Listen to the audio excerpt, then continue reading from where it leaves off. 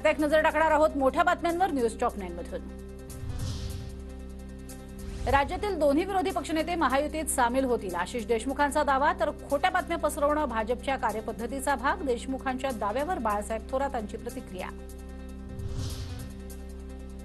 अहमदनगरच्या संगमनेर या बाळासाहेब थोरात यांच्या मतदारसंघात राधाकृष्ण विखे पाटील यांना विरोध। विखेंच्या हस्ते आज होणाऱ्या म्हाळुंगी नदी पुलाच्या भूमिपूजनाला स्थानिकांचा विरोध।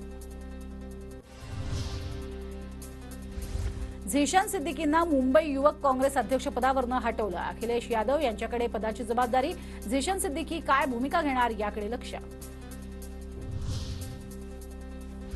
इसिसचा देशातील भाजप कार्यालयांवरती हल्ल्याचा प्लॅन होता। इसिसचा हिंदू नेत्यांच्या हत्येचाही प्लॅन होता।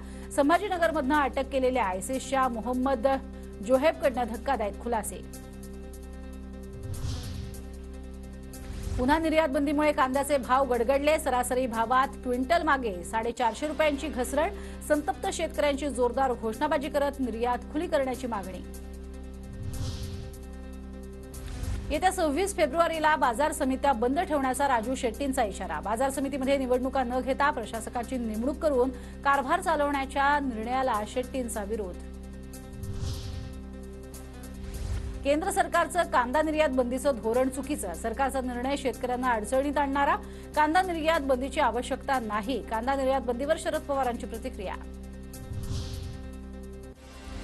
व्यापाऱ्यांना तारा आणि शेतकऱ्यांना मारा असा सरकारचा नारा। कांदा निर्यात बंदी उठवलीच गेली नाही ही सत्य परिस्थिती। जयंत पाटलांचा केंद्र सरकारवर हल्लाबोल।